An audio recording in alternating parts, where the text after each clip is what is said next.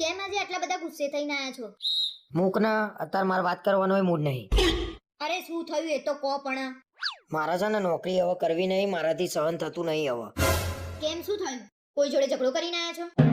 એ તો કંપની વાળાએ 9,000 માં ખરીદી લીધા હોય ને એવી વાત કરે છે. પગાર આપવા છે તો કામ કરવું પડે કે નહીં? તું ખોટી સલાહ ના આલે ભાઈ. હવે તારો ધણી ધંધો કરશે. શું ધંધો કરશો એ તો કહો. પકોડીની લારી કરીએ તો કેટલું મળે? 500 રૂપિયા તો દરરોજના મળી જ જાય. હવે તમે પકોડીનું કરશો એમ ને? કોઈ પણ ધંધો નાનો ના કહેવાય, ધંધો ધંધો કહેવાય. અને અત્યારે ખાણીપીણીમાં બહુ તેજી છે. આપણે નાસ્તાની દુકાન કરીએ. કેમ આવા વિચાર કરો છો? તમારી નોકરી છોડી દેવાનો ઈરાદો છે? અરે હા, છોડી દેવાની છે એટલે તો ધંધાનું વિચારું છું. એટલે ટૂંકમાં તમારે ધંધો જ કરવો છે એમ ને? વાંધો નહીં, કરી નાખો ધંધો તમે. આ વખત ધંધો થઈ રહેશે. અને જોરદાર નાસ્તાની દુકાન ના બનાવું ને તો મને યાદ કરજે. આપણે સરસ દુકાન બનાવીશું, પણ તમારી જોડે પૈસા કેટલા છે એ તો કહો. 10,000 જેવું રોકડા પડ્યા છે અને 20-22,000 જેવું ખાતામાં પડ્યું હશે. 30,000 માં તો ખાલી દુકાનની ડિપોઝિટ જ ભરાશે. બીજું બધું કેમનું કરશું એ તો કહો. અરે એ તો બધું થઈ જશે. તમે છાનામાના નોકરી ચાલુ રાખો. શેઠિયો મારે ને તોય નોકરી તો કરવાની જ છે. અને મારા દાગીના તમારા જોડે પડ્યા છે ને એ મને આપી દેજો. મારી મમ્મીને ઘેર મોકલાઈ દઈશ.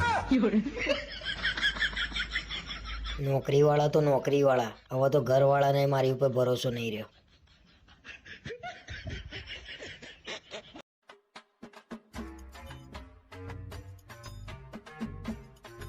આજ તો મેં તમારા માટે ફ્રેન્કી બનાવી છે. ચાખીને કહો તો કેવી બનાવી છે?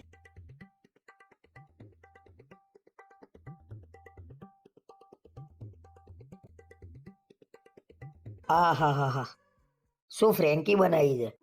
આવી ફ્રેન્કી તો બજારમાં ના મળે. સાચું કહો છો કે ખાલી ખાલી? લે, ખરેખર બહુ જોરદાર બનાવી છે. બીજી બે બનાવીને મજા આવશે ખાવાની. બીજી બે વાળી આ એક જ ખાઈ જજો. પોદળા જેવું શરીર કર્યું છે ને. ખા ખા ને ખા ખા. આ તો ખાવા દે શાંતિથી. જીમમાં પૈસા ભરો છો તો જવાનું નહીં? છેલ્લા 5 વર્ષથી પૈસા ભરો છો એ તો મને ખબર છે. પણ શરીર ફિટ રાખવું હોય તો પૈસા તો ભરવા પડે કે નહીં? આ નવું લાયા તમે. પૈસા ભરવાથી શરીર ફિટ રહે એના માટે રોજ જીમ જવું પડે. આ ઠંડી તો જો, થોડી ઠંડી ઓછી થવા દે પછી દરરોજ જઈએ હું.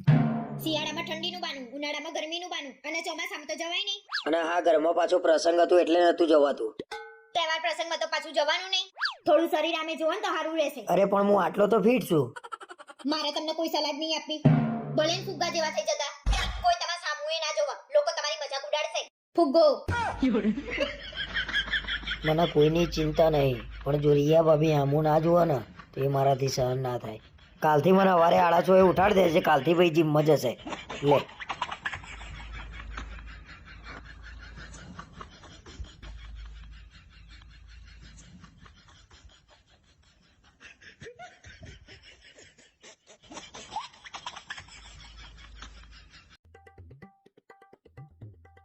હું શું કહું? લોકોએ મારી મહેંદીને બહુ વખાણી. એ તારા લાલ ચોળ મહેંદી આવી હતી ને? એકદમ લાલચોળ અને ઘાટી મહેંદી આવી હતી. આવત ને 1,000 રૂપિયા આલે છે મહેંદી મુકાવાના. તું બહુ ખુશ છું ને? હું તો બહુ ખુશ છું. તમારું નસીબ સારું છે કે મારી મહેંદીનો કલર આછો ના આવ્યો. મારું નસીબ તો કઈ સારું નહીં. કંટાળ્યો છું તારાથી. કહેવા શું માંગો છો? મારી મહેંદીનો કલર લાલચોળ આવ્યો તમને ના ગમ્યું? મને તો બધું ગમ્યું, પણ તે મને આખા પ્રસંગમાં 1 મિનિટ શાંતિથી બેહવા નહીં દીધો. મને ખબર જ હતી કે તમે આ વાત ઉપર આવીને ઉભા રહેશો. આમાંય તને બધી છેલ્લે ખબર પડે છે. ફોટા ફોટા ફોટા, લિમિટ હોય ફોટાની. બસ મારે કઈ નહીં સાંભળવું તમારું. આ તો પાર્ટી પ્લોટના ગેટમાં ફોટો પડાવવાના, ગાર્ડનમાં ફોટો પડાવવાના, જમતા જમતા ફોટો પડાવવાના, સ્ટેજ ઉપર ફોટો પડાવવાના. ફોટા સિવાય કઈ કામ ધંધો છે? અરે તમે 2-4 ફોટો મારી જોડે પડાવી લીધું તો શું કષ્ટ પડી ગયું તમને? કષ્ટ પડવાની વાત નહીં.